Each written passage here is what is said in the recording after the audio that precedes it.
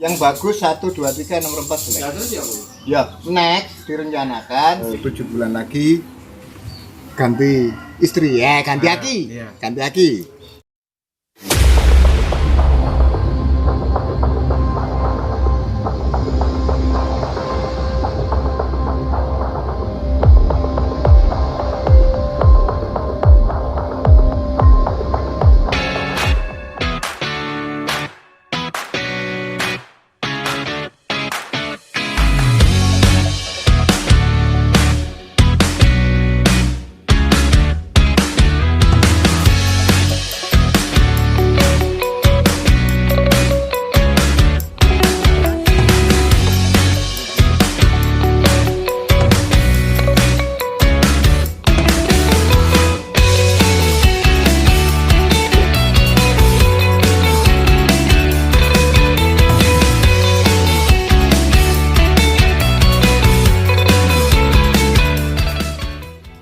Assalamualaikum, ketemu lagi kita kedatangan sahabat Captiva visual inspection.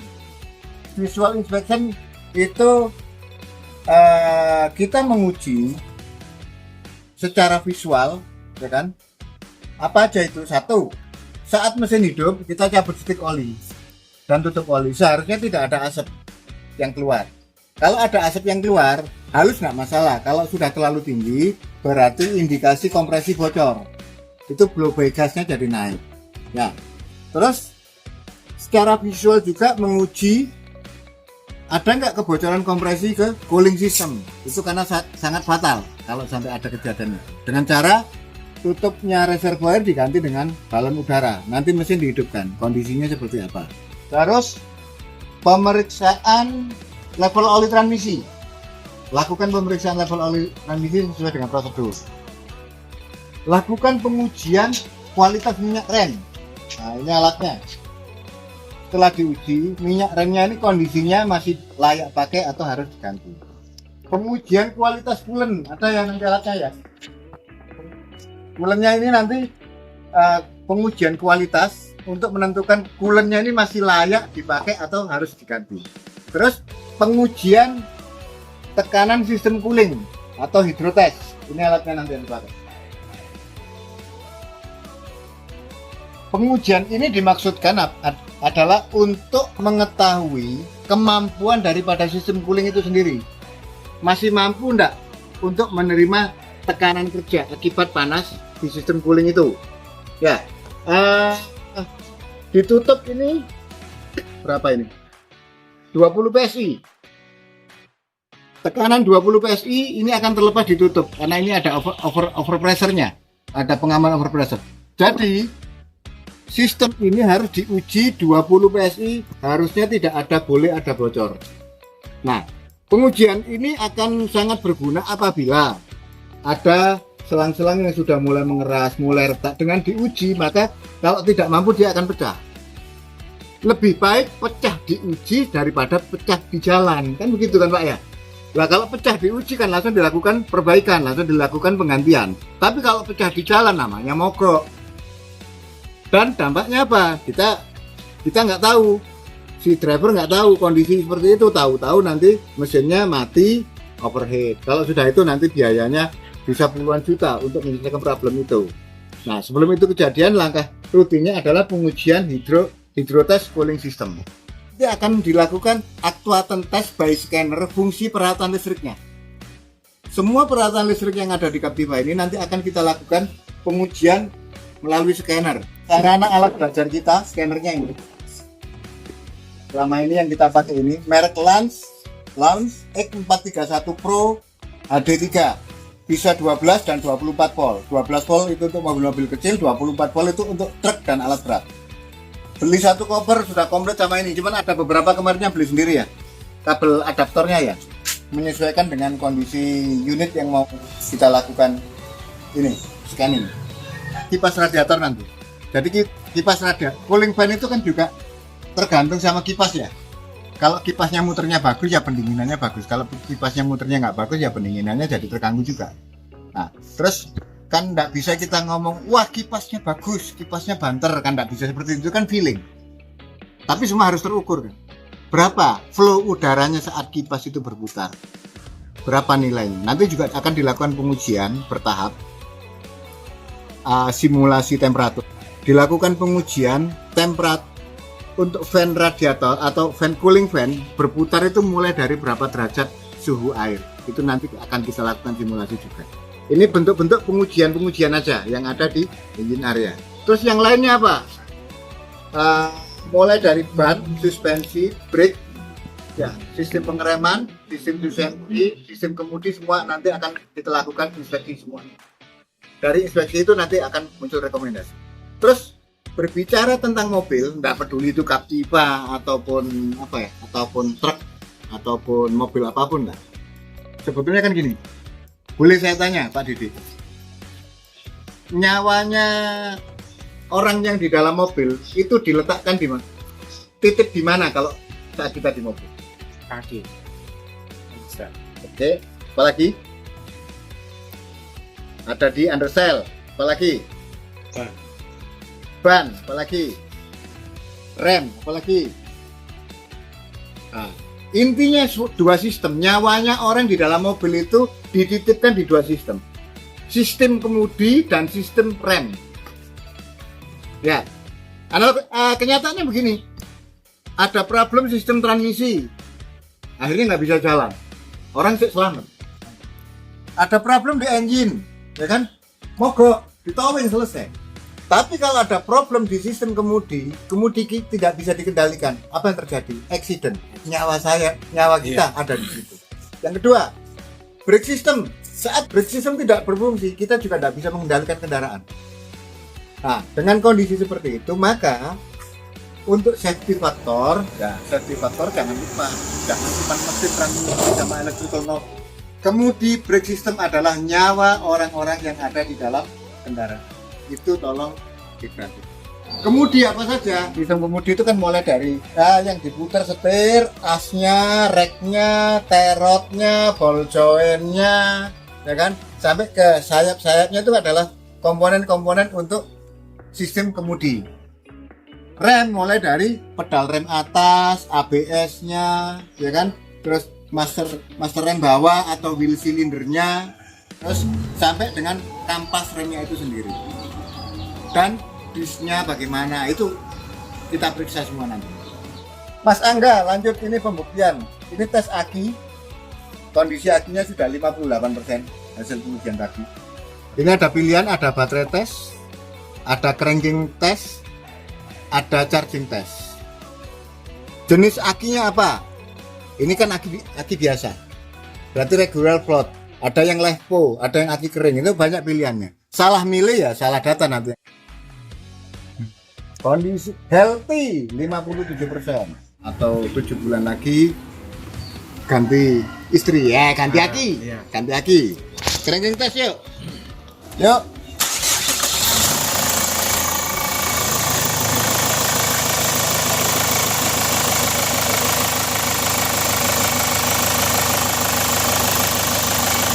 Cranking normal, sistem starternya normal, ya, starting sistemnya normal. Waktu crankingnya berapa ya? 1656 intes. Sistem pengisian, start engine, sudah hidup, bentar.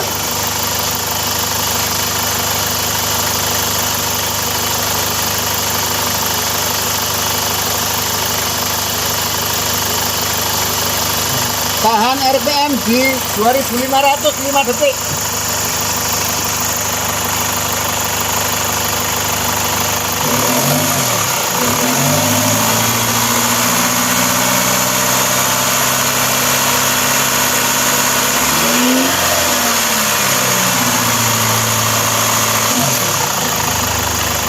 Charging normal. Bicara tentang visual kondisi. Kebocoran kompresi, tidak ada kenaikan tekanan, berarti cooling system kompresi tidak ada bocor ke cooling system. Good, bagus. Terus visual lagi blow by.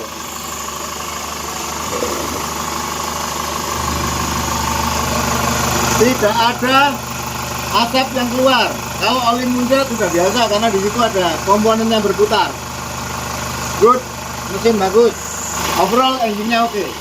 Dari noise-nya, suaranya juga apa perlu kita ambilan pembanding suara. Average 72 decibel. Yang SL bukan katanya gitu. Yang NFL. Membandingkan suaranya mesinnya halus mana. Kita lanjutkan ke yang satunya, yang NFL seperti apa? Ya. Yuk.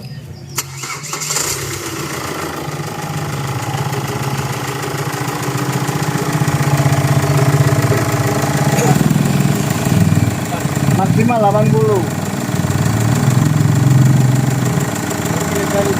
Ya, ya.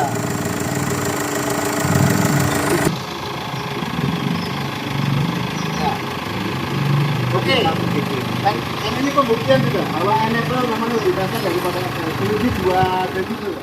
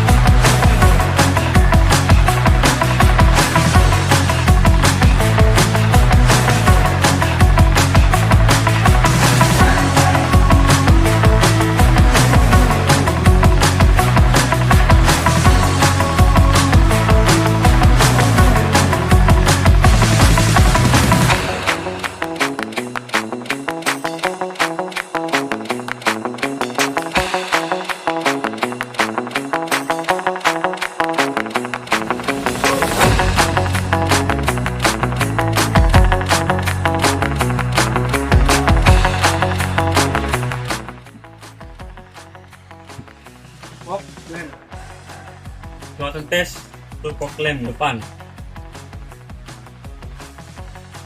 Lanjut aktuator tes untuk lampu jauh atau high beam. Oke. Ya, kan. Lanjut aktuator tes untuk lampu cut atau low beam.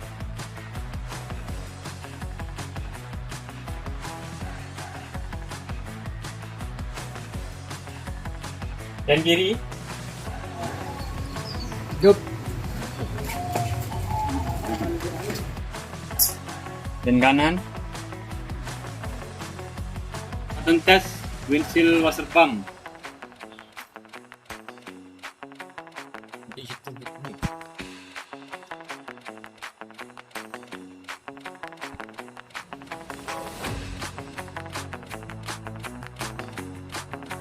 Proses pengecekan return solar. Ini bahannya gelang ukuran 6. Gelas ukur gelang 4 mili buat untuk lambung bali bawaannya. Ini gelas ukurnya. Nanti ini jadi acuan berapa mili keluarnya return solar per menitnya. Lalu kita lihat buku, kita baca standarnya per menitnya berapa, lalu kita simpulkan.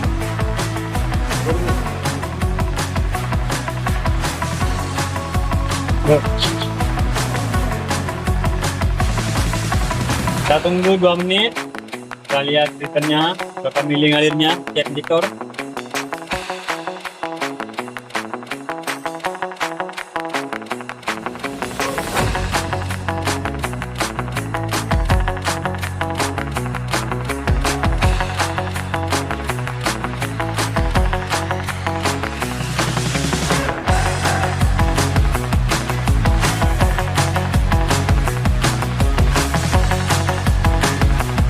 bawah aja deh.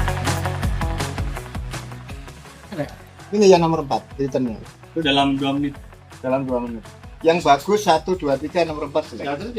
Ya, next direncanakan, keempatnya dicabut, dikalibrasi, di-coding ulang. Ini menunjukkan adanya kebocoran, ya, menunjukkan adanya tekanan injeksinya nggak sama dengan yang lain. Otomatis yang ini bisa dipastikan pengabutannya lebih kasar karena pressure-nya lebih kecil. Karena return itu adalah ini solar balik yang habis buat nahan valve. Waktu solenoid kerja itu membuang solar yang untuk menahan valve injector tadi. Makanya returnnya itu memang harus ada kalau di common rail. Kalau diesel konvensional mungkin tidak ada return, tidak ada masalah. Kalau common rail pasti ada return. Nah, ini yang tidak bagus yang nomor 4 ini. Standarnya berapa? 10 maksimal dalam 1 menit. Ya, ini berapa ini? 60 ya? 80. Orang kebanyakan ngomong kan ini bisa diservis. Iya bisa diservis sendiri, bisa dibersihkan, ganti komponen sendiri, bisa dipasang lagi, hidup. Cuman bisa seragam enggak dari keempatnya ini? Itu. Kalau enggak bisa seragam nanti knocking, noise karena pembakaran tidak sama antara 1 sampai 4. Kalau soal hidupnya hidup. Bagi yang paket BPJS yang duitnya masih pas-pasan, ya boleh diservis sendiri, ganti komponen sendiri, pasang lagi, hidup, pakai lagi tidak ada masalah. Tapi kalau ingin sempurna, cabut injektor, kirim ke kalibrasi untuk dilakukan servis dan kalibrasi. Keempat injektor nanti dapat nilai kalibrasi baru, dapat nomor coding baru. Dari nomor coding itu nanti dimasukkan lagi ke ECU lewat scanner melalui program reprogramming injektor flow. Itu ada di scanner. Nah, makanya scannernya harusnya mumpuni juga. Kalau scannernya nggak mumpuni kan nggak bisa coding ulang injektornya. Percuma juga dikalibrasi kalau nggak bisa dimasukkan kode codingnya ke dalam ECU. Ini ada XL1 masuk ke sini dalam rangka untuk general check up. General check up sudah kita jelaskan tadi kan, satu persatu kan sudah kita jelaskan semua dan semuanya itu dilakukan, ya kan? Nah, hasil daripada check up tadi akan muncul sebuah rekomendasi. Contoh, tadi ditentukan kualitas minyak rem itu sudah di angka 2,3%, maksimalnya ada di 3. Ini sudah mendekati limit. Nah, normalnya kalau bagus itu 1 sampai 2. Kalau minyak rem baru itu kalau nggak salah 1 kemarin. Punya saya itu masih 1,5. Nah, hasil uji menunjukkan angka 2,5, mendekati angka 3. Dengan kondisi seperti itu, maka kita rekomendasi untuk minyak rem lebih baik dilakukan penggantian baru. Itu sebagai salah satu contohnya. Terus ada contoh lagi tadi, hasil pengujian returnnya BBM solar itu yang dari injektor nomor 4 itu out of spec, melebihi batas diizinkan. Itu akhirnya rekomendasinya apa? Injektor nomor 4 dilakukan servis ataupun kalibrasi. Alangkah lebih baiknya keempatnya diservis dan kalibrasi ulang supaya serentak. Jadi begitu teman-teman. Segala sesuatunya itu dilakukan pengujian, pemeriksaan, inspeksi ataupun identifikasi mengikuti standar apa yang dicantumkan di buku. Maka kendaraan ini akan handal, akan awet. Nggak usah bingung, full biosolar ini. Ya, yang punya Captiva jangan pernah takut. Kemarin ada Captiva FL3 sudah 80.000 km pakai biosolar, tidak akan pernah ada masalah. Catatan, kalau pakai biosolar nggak usah modif filter, nggak usah bongkar injektor, ya kan, biarkan aja berfungsi sebagaimana mestinya, lakukan pemeliharaan sebagaimana mestinya, tidak usah melakukan hal-hal yang di luar prosedur pabrik, dijamin aman. Oke, terima kasih. Jangan lupa Like, follow, komen. subscribe. Ikuti terus channel kami agar kita belajar bareng-bareng. Saya tidak ahli, cuman saya mau belajar. Ayo kita belajar bareng-bareng tentang Captiva. Oke, terima kasih.